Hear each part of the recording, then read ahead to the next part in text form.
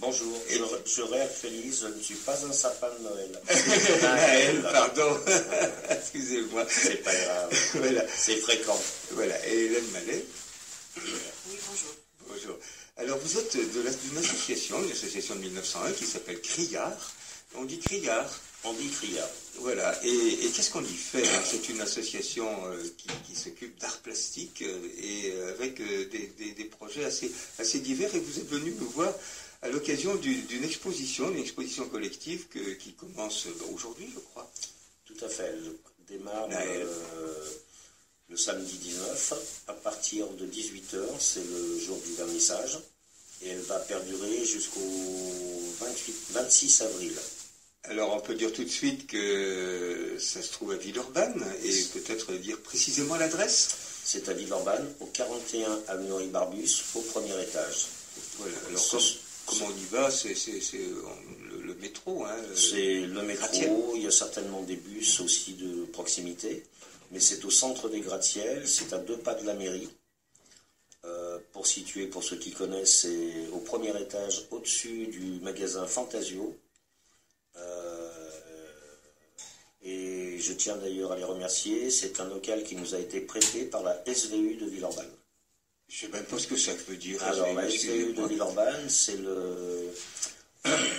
la société villeurbannaise d'urbanisme. Et ce sont les gens qui gèrent le site des gratte-ciels. Très très bien, c'est un site qui est un site historique maintenant et dont on a fêté l'anniversaire il y a quelques années ici. C'est un haut lieu de la vie villeurbannaise.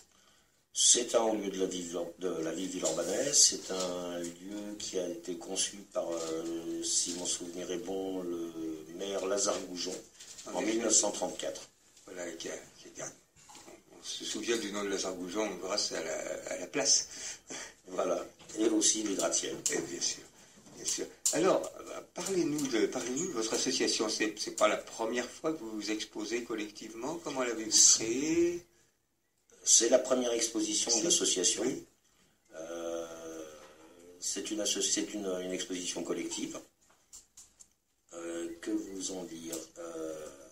Nous l'avons créée suite à beaucoup d'expériences avec un public d'artistes. Et que vous dire d'autre? Vous l'avez créé parce que vous aviez besoin de vous réunir. C'était dans l'idée d'exposer, dans l'idée de vous entraider. Comment l'idée est venue de la création de l'association? L'idée de l'association, elle découle donc effectivement de la fréquentation de tout ce public, et surtout dû à leurs demandes et leurs besoins. Mm-hmm.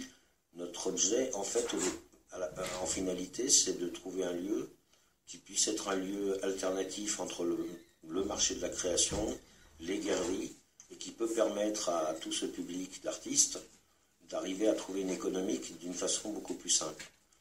Le principe en serait éventuellement une sorte de dépôt-vente qui permet aux artistes d'exposer sans avoir les formalités d'une expo bien spécifique, bien classique. D'accord. Donc c'est vous faire connaître. Et entre vous, comment est-ce que vous êtes reconnus comme ayant envie de travailler ensemble? Vous aviez déjà l'occasion de vous fréquenter dans différents lieux, dans des expositions, au marché de la création, comme vous disiez? Oui, entre autres. Et bon, Michel Brunas, qui est le président de l'association, est un ami de longue date. Mm-hmm. C'est quelqu'un que je connais depuis 1917-18. Nous, on est issus au départ de l'univers de l'Antiquité. J'ai horreur de parler au micro. Oh, là, vous êtes mal tombé. Excusez-moi pour les couacs. C'est pas grave. Et mon fils aussi, qui fait partie aussi de l'association, qui lui a aussi une association qui s'appelle Foutoir. Oui, que nous avons reçu ici et qui connaît aussi cet univers. Que vous dire d'autre? Peut-être que Hélène va nous compléter. Qu'est-ce qui vous a intéressé, vous, dans ce rassemblement d'artistes? Alors moi, je ne fais pas partie de l'association Criart. Je me suis greffée parce que j'ai appris qu'il y avait une expo. Oui. Moi, je suis une amie de longue date aussi de Nel. Donc j'ai appris il y a 15 jours qu'il montait une expo, un collectif d'artistes. Et Moi, je m'intéresse aux arts depuis très longtemps, mais à titre personnel, j'ai pratiqué un petit peu la peinture et la photo, etc. Et voilà, j'ai eu un peu de temps et j'ai eu envie de me consacrer à l'organisation de cette expo. Donc, vu de l'extérieur, c'est effectivement foisonnant d'ébullition créatrice, j'ai envie de dire, parce que c'est un certain nombre d'artistes qui se connaissent de longue date et puis qui greffent d'autres artistes qu'ils ne connaissent pas, qui ne sont pas du tout connus et qui ne demandent qu'à être connus. Et moi, ce que j'ai retenu de ce concept, en tout cas sur cette expo collective, avec un magnifique local qui nous a été prêté de 350 mètres carrés. Ah oui, il y a de l'espace. Voilà, c'est pas rien d'avoir un local en plein cœur de Villeurbanne. C'est que rassembler beaucoup d'artistes, puisque là, il y en a quand même 14, dont certains, on vous en parlera après, ont une notoriété au-delà des frontières françaises. C'est permettre à des jeunes artistes dont certains n'ont jamais exposé de se faire connaître avec l'appui de la notoriété de ces artistes qui, pour certains, vivent très bien de leur art ou d'autres partiellement. Et ça, j'ai trouvé ça très intéressant et avec un principe...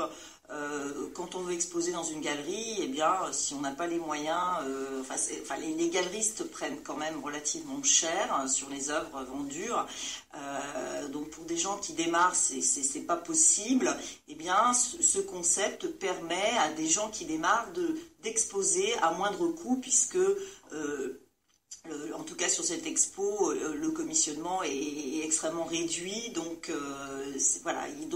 Et puis il y a l'idée de la solidarité, c'est-à-dire que là, depuis hier, tout le monde s'installe et tout le monde s'aide avec son matériel, ses camions mis à disposition les uns des autres. Donc, mais voilà, donc ça crée quelque chose d'intéressant. Alors il y a au-delà de l'exposition, celle-là, il y en aura d'autres. J'imagine. Hein. Il y a aussi une idée d'entraide aussi pour la création. Ça fait partie du projet de Criard, Naël ? Oui, tout à fait. Dans la mesure de nos possibilités, bien sûr. C'est d'essayer justement par cette espèce de synergie qui peut petit à petit, qui peut se développer, ça permet déjà de donner confiance à ces jeunes artistes, jeunes ou moins jeunes, mais méconnus. Oui. Parce que ça aussi, c'est un problème. Il y en a beaucoup, d'ailleurs, on devait être 15.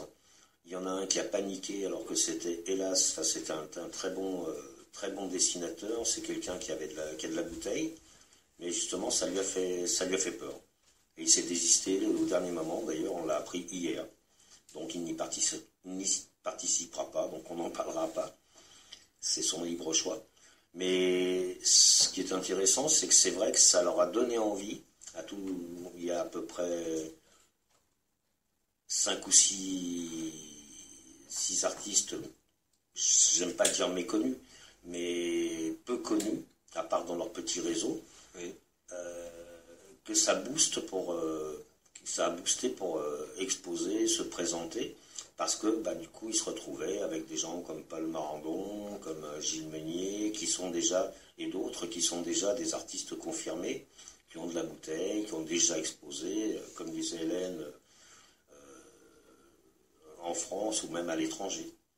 D'accord. Alors, plus en amont, au moment de la création, vous avez avec vous des sculpteurs, des peintres, des dessinateurs, des photographes. Est-ce que le lieu dans lequel on peut, l'atelier, le lieu dans lequel on crée, est-ce que c'est un problème pour vous? Est-ce que pour chacun, est-ce qu'il y a des choses à mettre en commun aussi de ce côté-là, sur le lieu même de la création? Vous avez une réflexion là-dessus? Je ne saisis pas tout à fait le sens. Non, je ne sais pas, quand on peint, quand on sculpte, on a besoin d'espace. Oui, oui.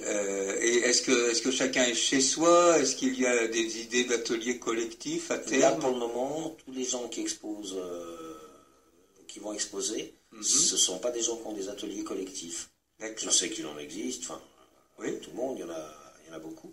Mais là, ce sont tous des gens qui ont des ateliers individuels ou des fois chez eux, mais essentiellement des ateliers individuels. D'accord, ça reste une coopération surtout pour se faire connaître et puis s'encourager mutuellement. Voilà. Certains, je dis quand même, eux déjà n'ont pas réellement besoin d'être connus parce que ils le sont déjà. Oui, oui. De leur côté, c'est parce que ça leur faisait plaisir de participer à cette exposition, ce en quoi je les remercie. Qui plus est, ils nous font confiance. Il y en a quelques-uns comme Jean-Michel Prost, ça fait 9 ans qu'il n'a pas exposé. Ah oui, oui. Il travaille dans son atelier, il a sa clientèle, et c'est assez flatteur pour nous. C'est parce que c'est nous qui lui avons proposé qu'il a accepté de venir. D'accord.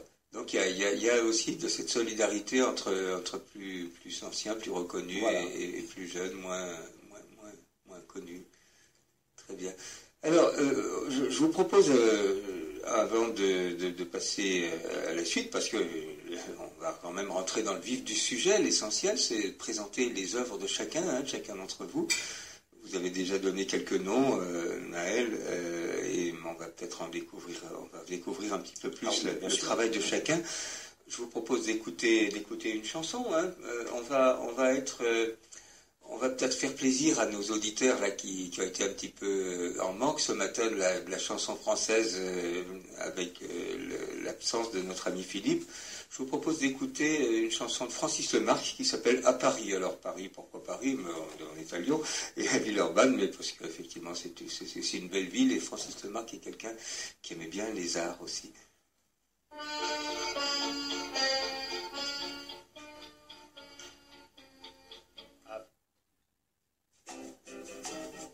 Un samedi matin sur la Terre, sur Radio Pluriel. Oui, c'est un samedi matin sur la Terre, sur Radio Pluriel. On n'ira pas très loin sur la Terre aujourd'hui, on ira à Villeurbanne. Villeurbanne, c'est cette plus grande ville des alentours de Lyon, qui vient comme les autres communes d'avoir son élection municipale. Et puis il y a un haut lieu qui est le quartier des Gratte-Ciel, un quartier qui avait été construit, comme vous nous l'avez rappelé tout à l'heure, par le maire Lazare Goujon, il y a déjà maintenant un bon moment, c'était dans les années 30. Alors, c'est un lieu qui est ouvert aux artistes aujourd'hui, puisque l'association Criard organise toute une exposition qui aura lieu jusqu'au 26 avril et dont le vernissage aura lieu aujourd'hui. Alors, vous êtes venu nous en parler.